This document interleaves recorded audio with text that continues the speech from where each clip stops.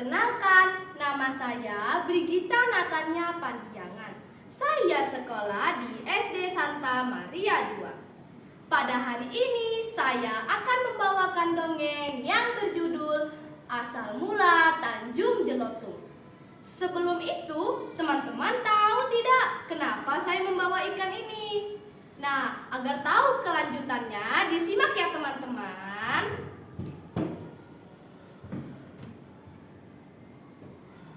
Pada zaman dahulu, di sebuah daerah, hiduplah seorang kakek yang bernama Haji Muhammad Soleh.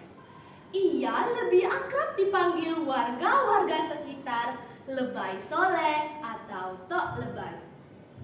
Tok Lebay memulai kehidupan barunya setelah pindah dari daerah asalnya, yaitu Tanah Rencong, Aceh.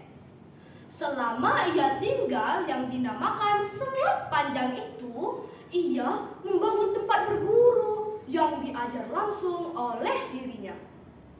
Pada suatu hari, Tok Lebay, Tok, Tok.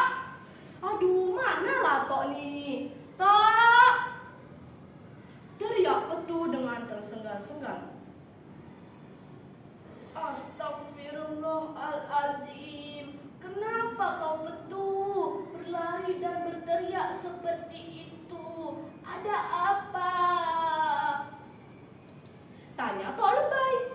Lalu Petu menjawab, Tok, Petu ingin meminta izin untuk pergi memancing. Boleh nggak Tok? Dan Tok Lebay menjawab, kemanakah kamu akan pergi memancing, wahai muridku? Petu akan pergi memancing ke ujung Tanjung Muara Sungai Suir. Boleh ya Tok? Boleh ya, boleh ya. Dan benar saja, firasat dan hati Tok Lebay itu selalu benar dalam mengatakan lokasi sang muridnya Petu.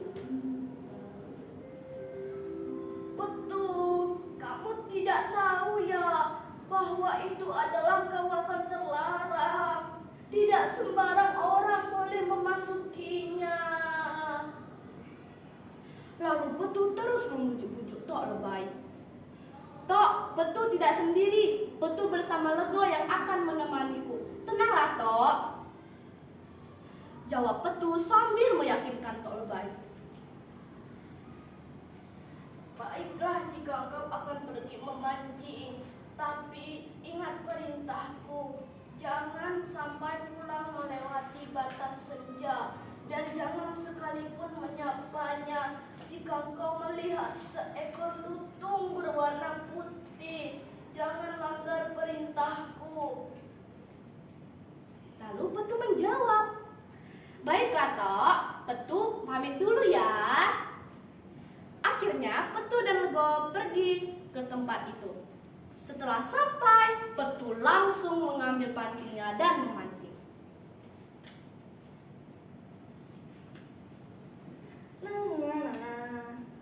Wah, betul ya ternyata banyak sekali ikan di sini. Seru banget. Wih, aku dapat banyak banget. Pasti aku bisa banyak makan ikan nih nanti.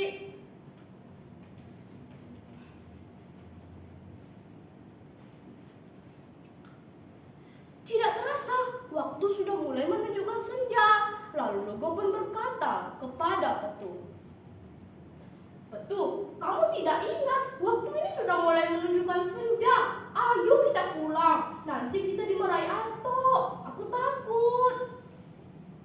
Lalu Petu berkata, apa sih ganggu-ganggu aja, nanti aja. Aku masih mau memancing dan bakul ini sampai penuh.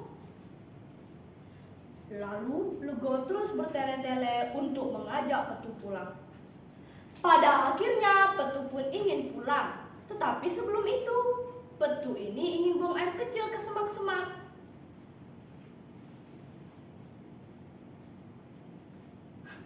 Apa itu? Itu apa? Kok bersinar-sinar? Melihat temannya yang berlari sambil ketakutan, Lego pun bertanya, "Kenapa kamu Petu?" Tetapi Petu tidak menjawab. Saat sepanjang perjalanan, Petu yang biasanya bisa diajak bercanda tiba-tiba terdiam. Lalu Lego bertanya lagi kepada Petu, "Petu, kenapa Petu? Dari tadi diam-diam aja." Karena ketakutan dan merinding, Petu menjawab, "Itu tadi aku tengok hewan, dia besar kali, matanya bersinar, takut aku." Lego berfirasat bahwa hewan yang dikatakan oleh Petu ini adalah hewan yang dimaksud Tok Lebay adalah lutung. Saat sampai di tempat perguruan, semua murid-murid Tok Lebay merasa sangat senang. Tapi Tok Lebay tidak merasa senang karena melihat bakul itu terisi penuh. Lalu ia berkata kepada murid-muridnya, buang ikan itu ke parit." Tentu murid-murid Tok Lebay merasa heran. "Tok, kenapa dibuang? Kenapa Tok? Petu dan Lego sudah sangat lelah mencarinya. Kenapa dibuang? Iya Tok, kenapa?" Tapi karena mereka merasa bahwa perkataan Tok Lebay itu selalu benar, maka mereka membuang ikan tersebut.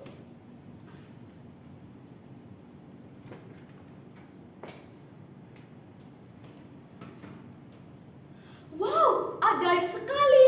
Ikan itu tiba-tiba menghilang dengan sekejap mata. Semua murid-murid Tok Lebay merasa heran.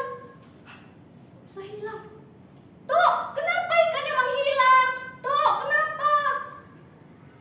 Tok Lebay berkata kepada murid-muridnya,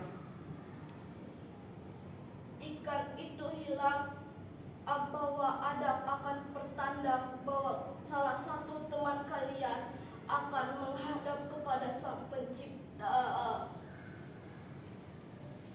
"Hah? Tok, siapa yang aku maksud? Siapa Tok? Siapa?" Tetapi Tok Lebay tidak menjawabnya. Ketika menjelang sore, tiba-tiba Petu jatuh sakit. Dan semakin malam, sakitnya bertambah parah.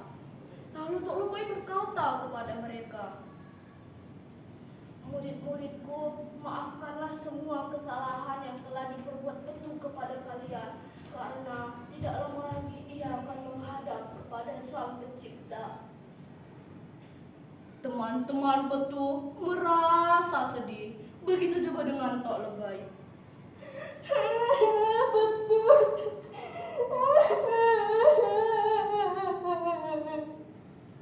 Dan akhirnya Petu telah menghadap kepada Sang Pencipta. Semenjak kejadian itu, tidak ada lagi yang berani memasuki kawasan tersebut. Dan kawasan itu dinamakan Tanjung Jeloto. Nah, teman-teman, bagaimana cerita tadi? Seru bukan? Pesan moral yang kita dapat dari cerita tersebut adalah janganlah langgar perintah yang diberikan kepada kita, karena mungkin itu bisa membawa keselamatan kita. Saya Brigita, terima kasih.